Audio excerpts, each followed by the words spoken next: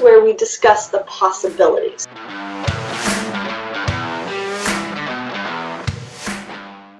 Hey guys, I'm Joe Klemczewski, founder of The Diet Doc, here with Kori Propst, our health psychologist and wellness director. And we're going to be talking about goal pursuit again. This is part 4 of the series in Motivational Mastery. And Kori's been a busy little bee. She's got bullet points ready to go because today is going to be what I think is my favorite topic, the disciplines or the steps. We can flow chart this, create all kinds of spreadsheets, and know exactly what steps you need to take to hit those goals. So Kori, take it away. Yeah, well, I think, like you said, we could make this super complex and complicated. I have 8 bullet points that I wanted to go over with everyone to kind of simplify the process of goal pursuit in terms of how to succeed at reaching that goal that's so important to us. But wanted to start off with just at a ground level, I think it's really important for people to understand this theory of happiness and the theory of character strengths. And this was introduced by Martin Seligman. Joe, you and we've had quite a few conversations about character strengths in general. What are they? Why are they important? And this model of happiness that Seligman introduced it's called the PERMA model, and it's PERMA. I love this because the Diet Doc represents permanent weight loss, right? So when I first learned about it, it made a lot of sense to me, and it was really easy for me in a lot of ways to structure what we do with our clients around this model and what each letter represents. So I wanted to quickly go through each of the letters, then talk a little bit about character strengths and why they're important when we're talking about goal pursuits. So the PERMA model is, the P stands for positive emotion, okay? The E stands for engagement. The R stands for relationships. The M stands for meaning, and the A stands for achievements.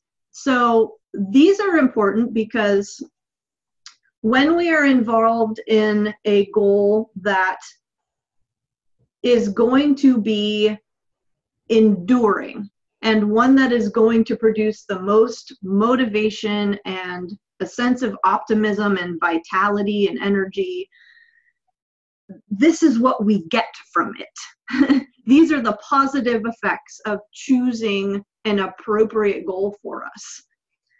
Now, the big thing with character strengths, and we've all of us on the planet, we've got 24 strengths of character that some we use on a daily basis and we don't even necessarily think about it. Those are called our signature character strengths.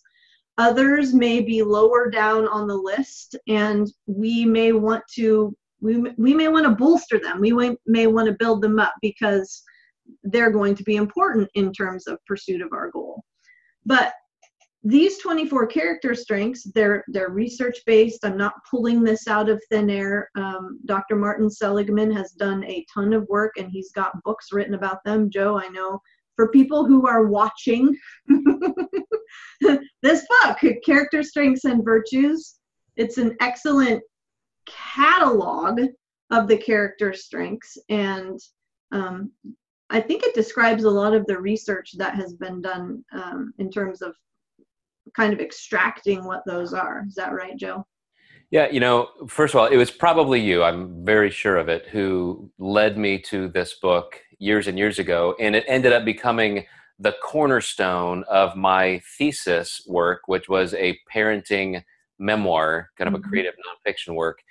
And what I loved about this, Seligman and his writing partner, Peterson, they decided, look, as psychologists, we've lived by the DSM, and we know, and we've known for decades, how to tell everybody what's wrong with them. And you've always hated that that part of psychology. Never enjoyed the Diagnostic and Statistical Manual of Mental Disorders. Right. Never felt good to me to approach people from that perspective. You are broken, and like you said, here's what's wrong with you. It was always, let's look at this from a strength-based perspective. Let's look at what's right in your life and capitalize on those things and get you moving in that more positive direction. Yeah, and they realized that nothing existed like that. Mm-hmm. So they wanted, this was a foundational work in what became the whole theory and division of positive psychology, which is their character strength. So as you said, 24 strengths divided up into, I think, either 4 or 6 categories. Mm-hmm.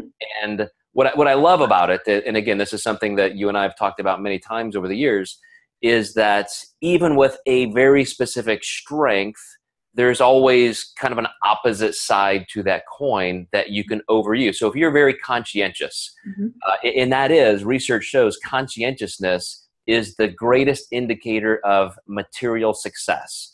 So if you're the one who's just go, disciplined, I've got all my ducks in a row, you're likely to succeed. But if you take that strength too far, it becomes a fault into, being OCD or being completely insufferable and nobody wants to be around you. Yes. So because you're so intolerant.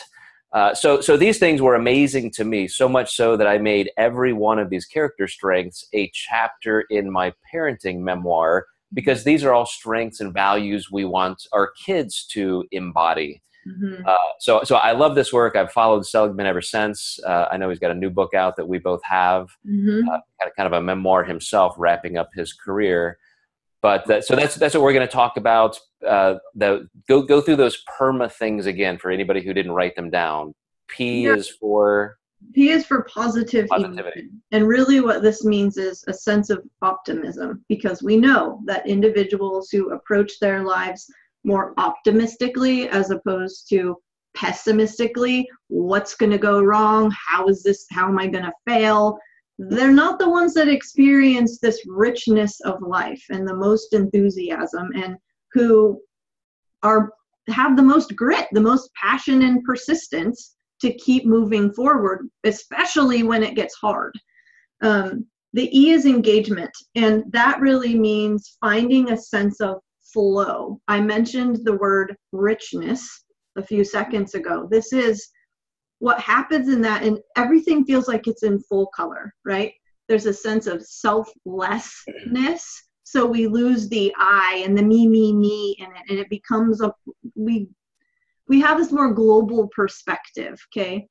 We lose a sense of time too when we're in flow. And we've all been in situations where we're like, what just happened? I was doing that for 5 hours. I don't even remember.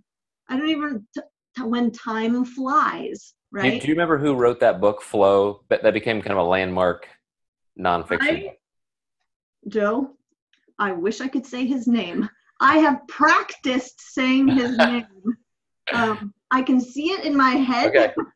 Okay. Just for anybody watching or listening, there is a book called Flow, and that really did become a landmark book in positive psychology and just self-development. We'll put it in the notes. I'll put his name in the notes. It is. It's a profound book, definitely worth a read. And then the other part of Flow, Joe, is this effortlessness. Like you feel like you weren't trying at all, and it just all came together. So those are pieces of engagement, the E of PERMA. The R is relationships, and we know that increased connections with those who are open-minded and like-minded really help determine the quality of our lives. So the quality of our relationships, as those increase, the quality of our lives increase. And when we're focusing on using our character strengths, and I want to pause here because here's why the use of our character strengths is so important. Because we can know that character strengths exist, right? We can, and even just the knowing, now that people are listening and they're like, oh, character strengths, that's cool. We all have them, and there are 24 of them. That's awesome. I want to learn more. we are actually 8 times more likely to experience these PERMA effects when we just know they exist. When we actually begin to apply them in our lives, oh, yeah, curiosity. That's one of the character strengths. I wonder how I might approach this situation if I were going to go into it with a more curious perspective. Now we're into the application of it. We are 18 times more likely to experience these PERMA effects. So positive emotions, engagement, more robust relationships, a sense of meaning. And what that means is that's a sense of purpose, right? Mm-hmm. And as we talked about before, just attaching our goals to values. Yeah, exactly. Not just achieving a thing, but actualizing the value. I just read this somewhere yesterday. It made me immediately think of our podcast series. And that is, it's not that you are achieving a goal, it's that it's who you become in pursuing the goal. Yeah, Joe, I posted that quote on Facebook. It was you then, of course. Right. I saw it somewhere. I love that you read my stuff. It all comes back to Kori. I should have known better. Didn't you love that though? Like, yeah, really absolutely. With me, I think that was Henry David Thoreau. That was a quote. Yes, yep. Yeah. So much stuff flows into my brain, and I only hang on to the good stuff. And in the gut, and I was like, oh, that's perfect for a podcast. So, yeah. And then the A is achievements, accomplishments. So, we not only do we feel a sense of greater accomplishment when we're utilizing our character strengths, but the piece of this that's really important is that we actually take the time to acknowledge how far we've come along the way as we're on that path to pursuing our goals. That's one of the bullet points that I have here that I really wanted to capitalize on, because I don't think many people understand how important it is. It's just like, now what? Okay, yeah, okay, got there, next step. And we see this kind of across the board once we accomplish a goal too. It's, okay, next, okay, now what? And we rarely take the time to sink into and really feel what it's like, that sense of excitement and that happiness, and that there's relief in there. I remember when I successfully defended my dissertation, and it was that the feeling, the sensations in my body in that moment, I was like, I'm just going to stop right here. Take that in. Yeah, 5 years of work just completely released in that moment. Oh my gosh. Yeah. Not many of us do that. And then to go back and acknowledge those, because there are significant steps along the way that if we hadn't accomplished those, we never would have gotten to that final outcome.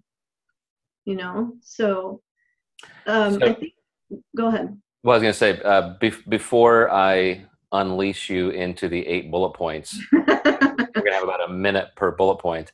I just wanted to comment on that because I think it's so profound. You mentioned we're 8 times and then 18 times more likely to achieve this or accomplish it if we can define it. So there's kind of a linguistic part of that we know there's a boundary there. This is a thing. Mm-hmm. But then what you just did with your description of how you felt in that moment was you intentionally, consciously created a peg in your brain for a memory. And I learned to do this when I was 7 or 8 years old. And it's a trick that I think has shaped me in that I remember when I was 7 or 8 years old, rode my bike across this cornfield a mile behind our house in this fence road that I used to go to. It was a really cool place, trees, and there was a really steep slope. So I could lay back on the slope and just look at the sky. In this one particular moment, and I'm 7, 8 years old, so I'm probably, pre-puberty, things are happening in my body in terms of physical change, cognitively. And I just felt this sense of wonderment and being at ease, and I was watching the clouds, and I said to myself, I will never forget this moment. Yeah. And I never have. Yeah. And that created that kind of a peg that you can go back to, and that creates a pattern. Mm-hmm. And so now, whenever I have that sense of awe that, like you just described, I do the same thing. I say to myself, let me think about this for a minute, because I never want to forget it. Yeah. And that helps recreating that and recognizing those things even easier. You're creating the habit of doing it. Totally. What you're describing it's described in a lot of ways in the research and by various authors, but it's savoring. And if you think about it with food, just think about eating a slice of cake, for example. I always use cake because I love cake. But think about how many of the actual bites of that cake you taste. You really taste. The first one, maybe the second one. The rest are kind of just a blur. But that first one, I mean, you're like, and I mean, you're not just gobbling it down. If this is something you're really looking forward to. But so Dr. Rick Hansen, he's a neuropsychologist, and he's talked a lot about what you just described. He has a book called Hardwiring Happiness. Now, we can't necessarily hardwire things. The brain is plastic and it changes all the time. But what we are doing is we're creating the optimal environment by engaging in that savoring so that we can come back to that image and back to that memory and back to that feeling sensationally in our bodies. And it makes us more resilient, especially in moments maybe of hardship or adversity, to be able to recall that time where you were it was relaxing and it was peaceful and you felt at ease and time stopped. That's a very good way of, and some people may say, well, that's avoiding the situation. Well, maybe in some ways that's distracting from it, but the intention is to bring yourself back to this place that it's always within you. That's exactly. Not pushing it away. It's, I've experienced this. I'm going to come back to it now. And I've even used that scene in my mind in creating other scenes. When I did the rim to rim to rim hike in the Grand Canyon last year and spent all day going up to the North Rim, and I mean, there are places I cannot exaggerate this. There are so many places you could just die, physically just drop a mile down into rocks. Yeah. And at the very top, we're walking, we start out in the bottom where it's 90 degrees. And at the top, you're walking on, 6 feet of snow. Mm-hmm. We found a place where we could just sit down and rest. And I laid down, opened my eyes, and there I am staring again at a blue sky under a tree with clouds, and just instantly took me back to that moment of, as you said, savoring the achievement of what I just did. Mm-hmm. And I have used this in meditative experience in just recreating that sense of, this integration, unity within myself to just center. And those are the moments in my life, because I've cataloged them in my brain, that I can go back to just in an instant. Well, if we go back to, and people who have listened to us before, we've talked about Dr. Dan Siegel and his theory of integration, where if you imagine it as integration being the river, and on each bank, there's rigidity on one side and chaos on the other. So if we use your example of hiking along a cliff where you could potentially die, you will see in your mind, you may have been completely chaotic. Like, you're lost in the thought stream now. Oh my gosh, I could die here. This is terrible. This is awful. Get me off this freaking mountain. Most of the day, yes. Okay. And then there's the person who is at the end of the diving board, like ready, like to launch, and he's just frozen. That's rigidity. And you are in that chaotic space. the integration piece is to come back into flow, into the middle, where we're realigned, where we have these differentiated parts within us, but we've found a way to relink them so that we're not lost in the thought stream and we're not incapacitated, and we can move forward. And you laying there looking at the sky brought you back into that integrated place. Mm-hmm. Yeah, that's awesome. And to reintegrate us into the podcast, guess what, Kori? Oh, I think I went through like 4 bullet points. Did we actually hit them? I thought we hadn't even started yet. Okay, so the first bullet point was become aware of your character strengths. Gotcha. And there are assessments that you can do. The VIA survey of character strengths. You guys could go, everyone go do it, and then post. So I would say this, Kori, because we had so much good stuff in this, just talking about PERMA. Let me see if I've got them. Positivity, engagement, relationships. Mm-hmm. Hey, don't tell me. Meaningfulness, mm-hmm. And then achievement. Yes, perfect. So those are the things in this that I think just create a super bedrock for what you're going to obviously talk about in these 8 points. But it might be better to wait until the next episode of the podcast to lay out all 8 of those. Okay. So that people can jot those down. But because this, even though we took a little bit of a turn, off, path, I want everybody to consider what Kori just said. The character strength and virtue. I'm holding up Dr. Seligman's book here. Is something that you can find online. Often you can find little clips of YouTube video that go through them quicker mm-hmm. than you could read a book. Mm-hmm. But Kori, what is that website, or how can people search for that to take this character strength assessment test? I think if you go to AuthenticHappiness.org, I believe is a good website to go to, or if you just Google VIA, values stands for values in action. So VIA survey of character strengths. It's going to take you to the website so you can actually take the assessment. And those are through the University of Pennsylvania, correct? Correct. Where mm-hmm. Seligman taught for decades, and that's where the center, or at least the academic umbrella for positive psychology is. Mm-hmm. Exactly. Yeah. And I mean, it's quite a long assessment. I believe there are 240 questions. It'll take you about 30 minutes, but what it'll spit out for you is the list of 24 in the order in which you use them. And so your top 5, as I mentioned, are your signature strengths. And those are the ones where if any of those were taken away, you would be like, life is over. I don't know what to do or how to act or how to think. That's just, I feel a bit lost.